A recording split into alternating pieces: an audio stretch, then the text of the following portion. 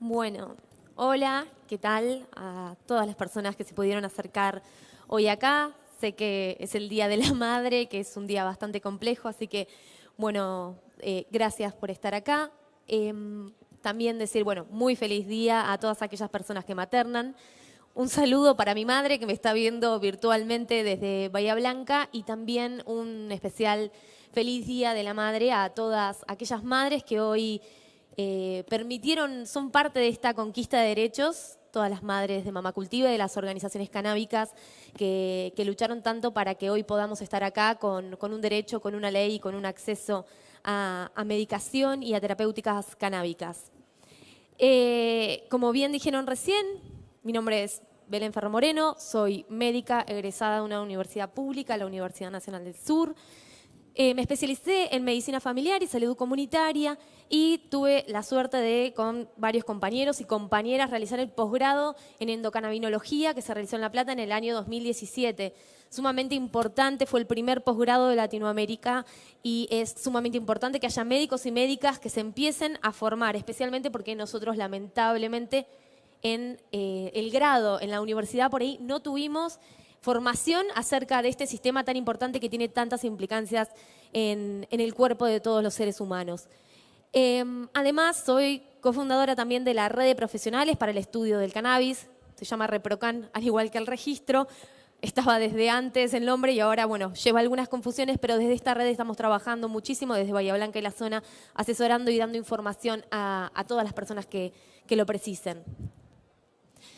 Algo importante, que no sé si notaron, que tenía un asterisco, cannabis y mujer.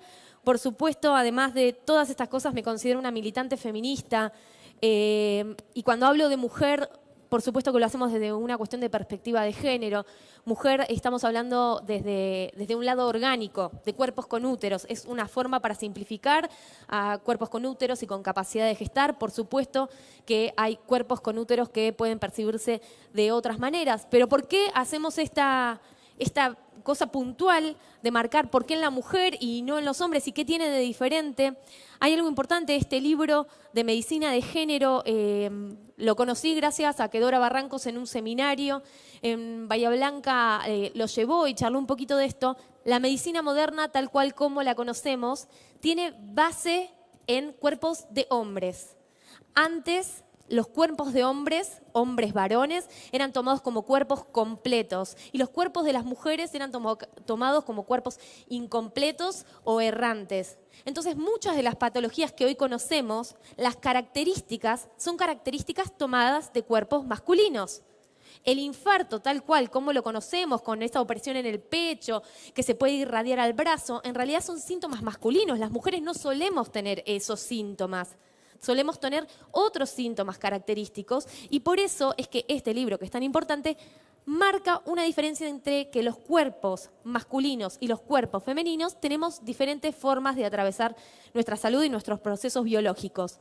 Y algo importante para remarcar es que también llama a no solo, esto es una marcación mía, tener una perspectiva de género en salud, sino también interseccional. No podemos negar que necesitamos hacer una visión de todas aquellas personas, no solamente por su género, sino también muchas veces por sus condiciones culturales y socioeconómicas que lamentablemente generan que el acceso a la salud y la forma de atravesar la salud y la forma de atravesar enfermedades no sea igual según el estrato social en el que se pueda encontrar una persona. Cuando hablamos de cannabis y tratamientos de cannabis en todo lo que es ginecología y obstetricia, Eitan Russo, que se grabaron varias charlas que estuvieron pasando acá en la Expo, que pueden ver de manera virtual, que tiene muchísima producción acerca de lo que es cannabis y terapias en cannabis, realizó una revisión acerca de esto y nos marca que hay registros ancestrales del uso medicinal del cannabis y que asevera que con estos registros y con datos actuales, el cannabis es un tratamiento seguro y eficaz para tratar un amplio rango de condiciones de salud en mujeres o cuerpos feminizados. Entonces, en esta historia del uso de cannabis en ginecología, a grandes rasgos, podemos encontrar que 2000 años antes de Cristo, en la Mesopotamia, ya teníamos el registro de una sustancia de cannabis llamada azalú que se mezclaba tanto con azafrán y menta para detener la menstruación y para lo que se llamaba parto difícil. En el papiro de Ebers, en Egipto, encontramos que el cannabis molido con miel se utilizaba para la contracción uterina. También encontramos en el Senda Avesta, 600 a.C., en Persia, el uso de lo que es el banja como abortivo. Podemos encontrar también que en la primera materia médica árabe había preparaciones intranasales de jugo de semillas.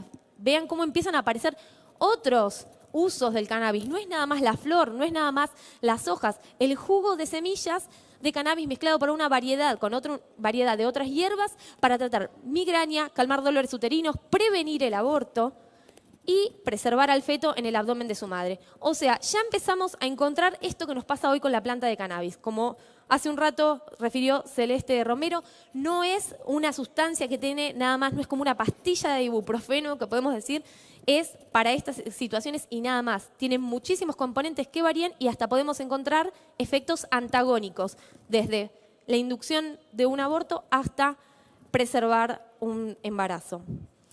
También todos estos que venimos diciendo son todos registros que tenemos en Oriente.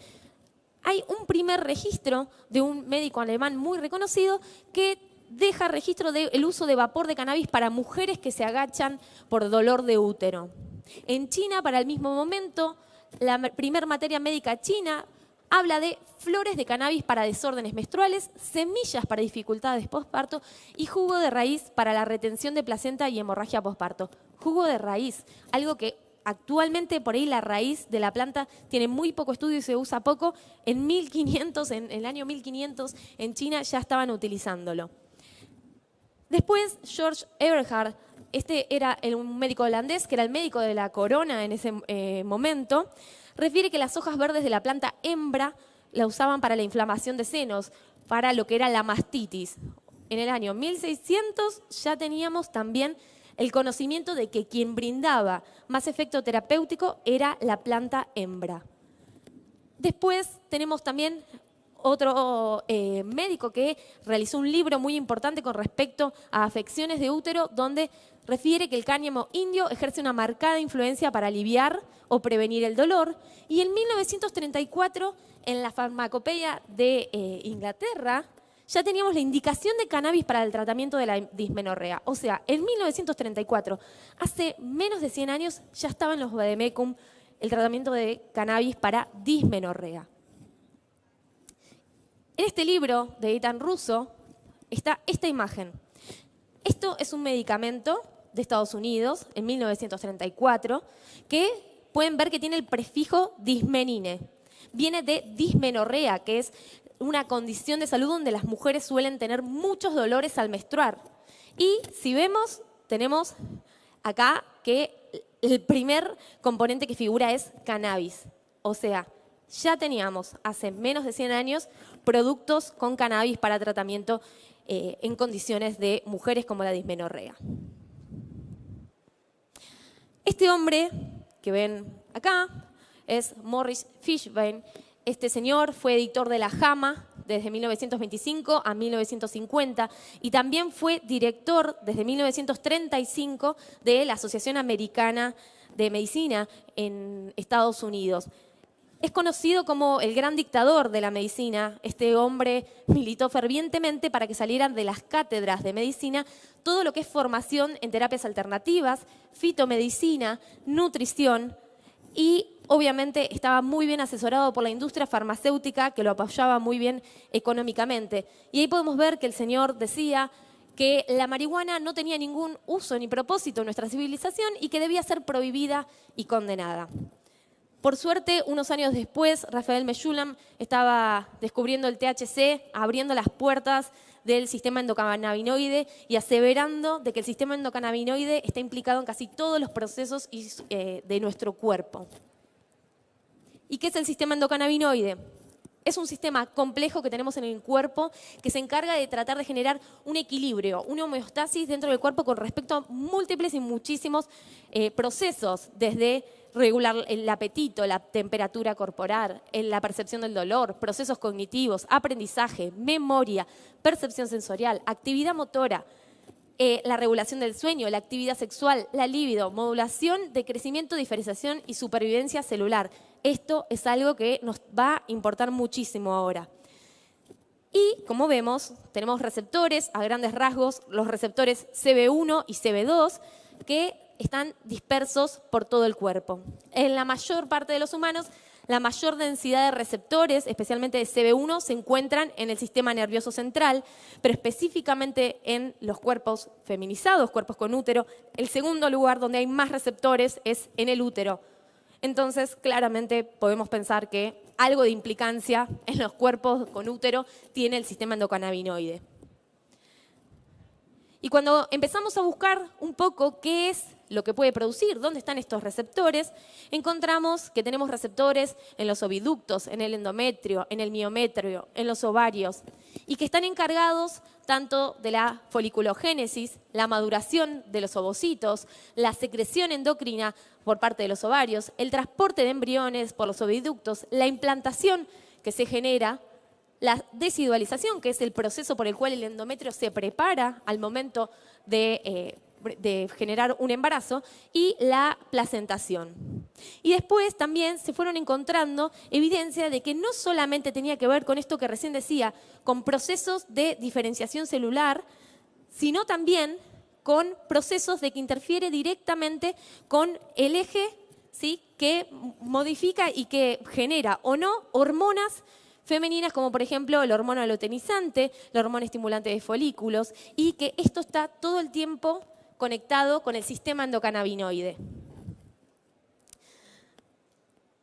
Hay múltiples estudios que hablan de esto. Es sumamente complejo, no es algo tan sencillo como, bueno, entonces, ¿qué pasa si hubo bajo? Imagínense que es sumamente complejo el sistema endocannabinoide. La planta tiene más de 400 componentes, ¿sí? Y esto no es que actúa a nivel sistémico. Cada tejido, en general, libera endocannabinoides cuando los precisa y luego los almacena o los hace desaparecer. Entonces, no es tan sencillo como decir, bueno, vamos a medir en este momento cuántos cannabinoides tengo y qué está pasando, porque tendríamos que medirlo en cada lugar del cuerpo específicamente. ¿Qué significa esto? Que estamos ante una situación sumamente compleja y que no es tan fácil. Nuevamente, pobre, el ibuprofeno es siempre el más usado para estos ejemplos, pero no es tan sencillo, ¿sí? Pero sí es importante y sí necesitamos muchos más estudios que se están realizando con respecto a esto. Esto, para quienes nos interesa el uso del cannabis, es una de las primeras guías que tuvimos con evidencia científica acerca de, bueno, cuáles eran los efectos del cannabis y los cannabinoides en la salud. Es una guía del año 2017. Cuando uno se pone a buscar, bueno, ¿qué dice sobre el cuerpo de la mujer? A ver, ya vimos que estaba segundo lugar con mayor cantidad de densidad de receptores, actúa sobre los óvulos, sobre los ovarios, sobre las hormonas femeninas, sobre el ciclo reproductivo de la mujer. Bueno, ¿qué dice? Bueno, la verdad es que no nos encontramos con nada, solamente hay un apartado donde habla de que lo único que puede concluir con mucha aseveración es que la evidencia es insuficiente para refutar o aprobar que existe una relación con que una mujer fume marihuana y tenga daños al momento perinatal de su embarazo. Pero después, en la práctica clínica, nos encontramos en realidad con otra cosa. Siempre una cosa es lo que nos encontramos con los estudios a nivel científico y otra cosa es lo que pasa adentro del consultorio. Y en general vemos que muchas mujeres y cuerpos con capacidad de gestar utilizan para múltiples situaciones de salud el cannabis. Y por suerte igual hay algunas personas que están generando líneas de evidencia científica con respecto a esto. Vieron que hablamos con lo que figuraba dentro de lo que es los datos de la historia, que se trataba para diferentes cuestiones. Hoy en día sigue pasando. Dismenorrea, que dijimos que son los dolores al momento de menstrual. Síndrome premenstrual, son mujeres o personas con útero que tienen dolores sumamente intensos y una cantidad de síntomas previos a la menstruación. Se la pasan casi de todo el mes, la mitad del mes, teniendo dolores, afectaciones, insomnio, trastorno de ansiedad. Dispareunia, que es el dolor al momento de las relaciones sexuales. Endometriosis, que es cuando tenemos tejido endometrial que está ectópico, está por fuera del útero y sangra todos los meses, muy relacionado con dolor crónico, muy relacionado con infertilidad, muy relacionado con trastornos de ansiedad. Menopausia y perimenopausia y hiperémesis gravídica. En la endometriosis hay actualmente una línea de investigación sumamente importante. Hay un médico que se llama Lumir Janus, que es quien descubrió la anandamida y actualmente en Israel está manejándose con lo que es Asana Biogroup, una línea de investigación con respecto a patologías femeninas, ¿sí?, que pueden tener un potencial beneficio con el cannabis, especialmente con la endometriosis. Por suerte están bastante avanzados, tienen desde óvulos vaginales de cannabis, parches vaginales de cannabis, aceites, y están teniendo una línea de investigación bastante avanzada con respecto a esto y de cómo puede mejorar la sintomatología de estas personas. También hay una línea de investigación muy importante con respecto a lo que es menopausia y perimenopausia. Todos los síntomas desde los calores, la disminución de la libido, los trastornos de ansiedad. En general, estas mujeres que entran en perimenopausia o menopausia en los consultorios son medicadas con benzodiazepinas. Medicaciones que le van a sacar la ansiedad un rato, pero después vamos a ver que eso en general genera trastornos de ansiedad, saca la libido, despersonaliza a las personas y que la realidad es que no tenemos evidencia científica de que realmente ese deba ser el tratamiento. Y estamos encontrando que con terapéuticas canábicas evitamos esos efectos secundarios y las personas recuperan su libido y recuperan con el cannabis como un estabilizador natural del ánimo la mejoría y la calidad de vida. Hay hasta líneas de investigación que hablan de sacar lo que son las terapias de reemplazo con estrógenos, las terapias de reemplazo hormonal para utilización de cannabis. Y el conocido hiperémesis gravídica, que es una de las situaciones por ahí más conocidas de uso de cannabis durante el embarazo con las mujeres. Algo importante es que uno se pone a buscar, bueno, no estaba en esta guía de cannabis, pero sabemos que está aumentando constantemente el uso o el registro de personas que consumen cannabis, especialmente se ve una creciente en las mujeres. Seguro que hoy, año 2021, médicos y médicas tienen alguna recomendación, algo con respecto a cannabis. Bueno, no les va a sorprender que no, y no hay ninguna sociedad científica que en este momento de ginecología obstetricia tenga algo con respecto a cannabis. Lo único que encontramos es en la FIGO, que es la Federación Internacional de Ginecología y Obstetricia, que figura la exposición a medicamentos y la exposición a alcohol, cannabis y opioides puede provocar abortos espontáneos, defectos de nacimiento, restricción de crecimiento intrauterino, parto prematuro, ingreso a la unidad de cuidados intensivos neonatales. Me parece que es un poco desacertado poner cannabis, alcohol y tabaco cuando sabemos que los daños que provocan el alcohol y el tabaco no tienen absolutamente nada que ver con los daños que podrían llegar potencialmente a producirse con el cannabis. No hay evidencia científica al respecto de muchas de las cosas que aseveran acá y es un comportamiento un tanto punitivista por ahí para las mujeres que deciden consumir cannabis, especialmente durante el embarazo. Y algo que vemos, que este ejemplo es con mujeres embarazadas, pero pensémoslo con todas las mujeres que se acercan a los consultorios. Esto es un estudio que se hizo encuestas a mujeres que estaban embarazadas y que o consumían cannabis o había salido en algún estudio, por ejemplo en orina, que había cannabis y les habían preguntado a ver si ellas habían tenido algún tipo de asesoramiento en sus consultas. La respuesta fue que no, que les hubiera gustado tener un asesoramiento en sus consultas, de saber, a ver, bueno, qué pasaba en cada trimestre, qué pasaba si mientras consumen marihuana mientras se están dando a amamantar, y que en general la información que tuvieron fue siempre desde un punto de vista punitivista, desaconsejando completamente el uso de cannabis sin ningún tipo de acompañamiento o consenso al momento de la consulta. A su vez, se realizó otro estudio, donde, bueno, dijeron, ya preguntamos a las mujeres, vamos a preguntar a los efectores de salud, tanto a obstetras como ginecólogos.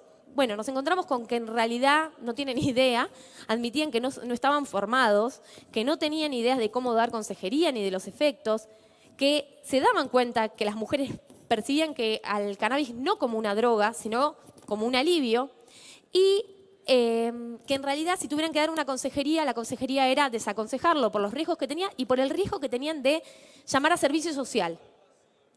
Yo digo, wow.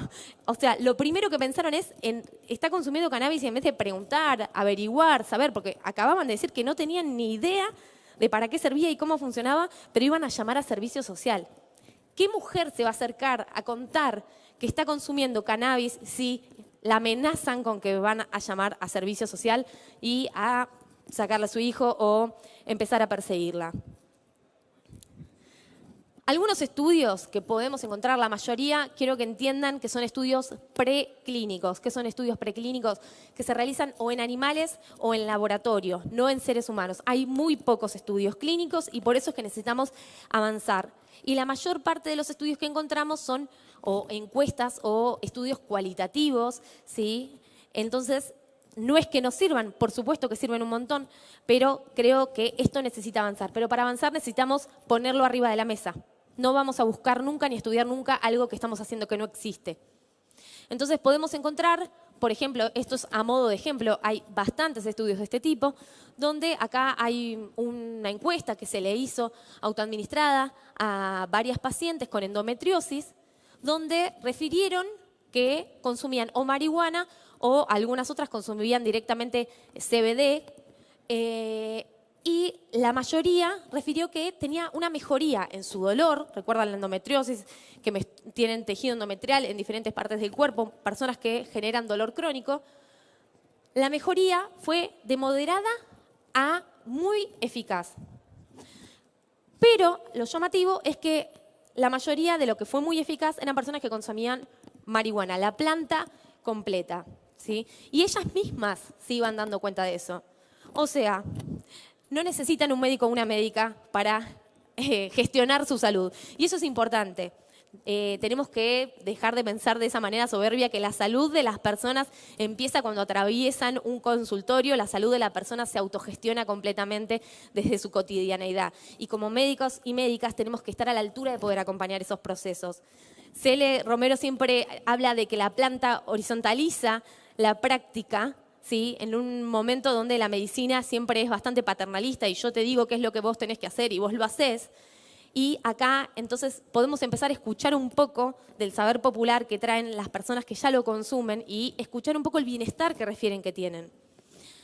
También acá hay otro estudio del mismo tipo, ¿sí? Donde las pacientes directamente en enfermedad pélvica inflamatoria y tenían dolor pélvico crónico, se autoadministraban, por supuesto, el cannabis y tenían una mejoría. ¿Qué significa? No van a esperar a que nosotros hagamos un ensayo aleatorizado, doble ciego, con todas las características metodológicas, porque su dolor es ahora y ven mejoría. Tenemos que estar a la altura de responder esto.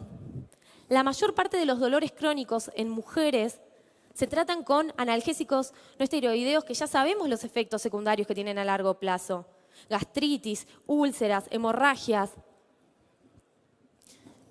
También encontramos que no solamente tiene potenciales beneficios para situaciones más orgánicas, sino también múltiples beneficios para lo que es la función sexual femenina.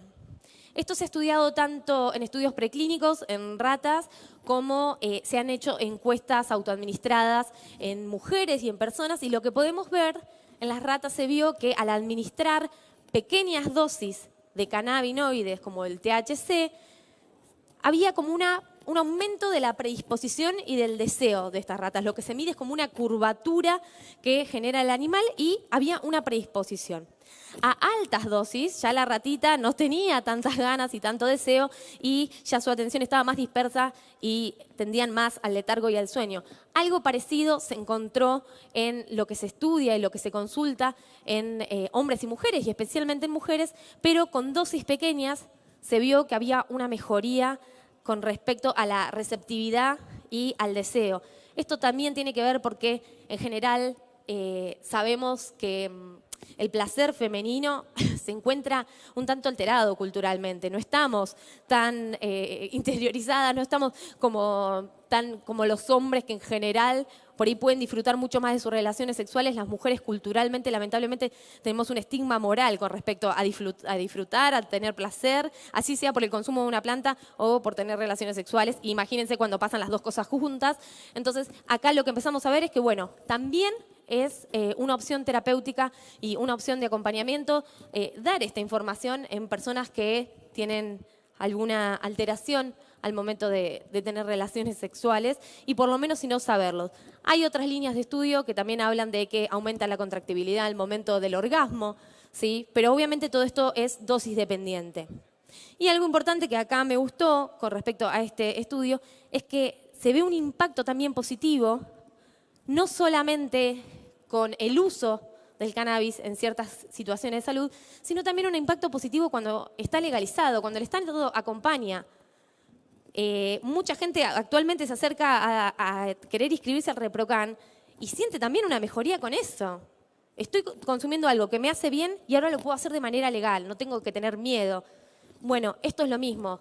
Tomar una medicación que nos hace bien, pero sintiendo que estamos haciendo algo que está mal, en algún punto la cuenta no nos da. Entonces, es importantísimo y festejo que hoy en Argentina tengamos un Estado que está acompañando a quienes encuentran una resolución terapéutica por parte del cannabis. Algunas reflexiones y propuestas con respecto a esto.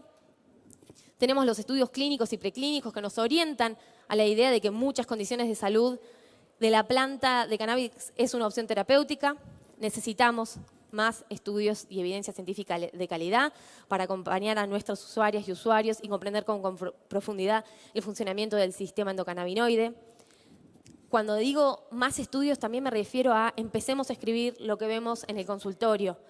Anímense ustedes también a acercarse y a demandarle a sus médicos y médicas.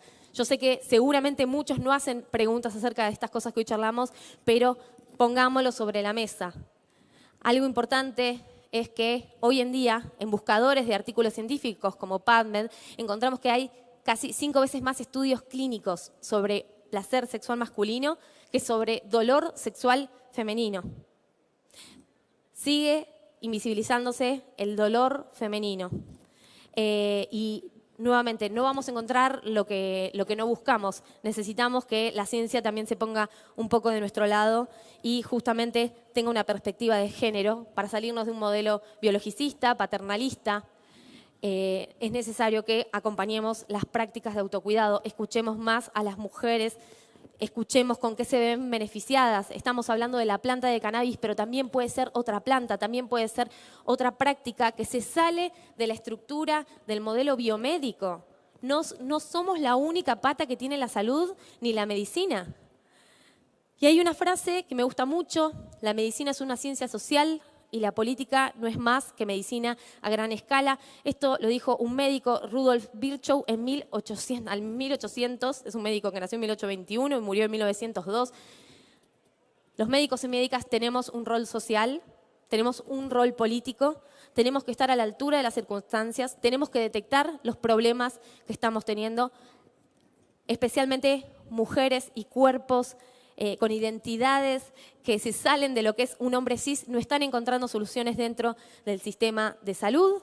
Necesitamos aprender a escuchar y tomar nociones de autocuidado. Gestionar el deseo y reducir riesgos es la consigna. Esta remera que les conté que por ahí me había traído del stand de las chicas de Mamá Cultiva tiene la frase: todo cuidado es político. Y si queremos entonces cuidar a la sociedad o acompañar, por lo menos, debemos hacernos cargo de eso. Esta es la imagen de la primer cátedra que dimos de usos del cannabis en la Universidad Nacional del Sur. Ahí estoy con mis compañeros, Nicolás Dibiase, Virginia Ventura, Alejandro Bucciarelli. Como ven, un montón de chicos y chicas se habían acercado a cursar la cátedra.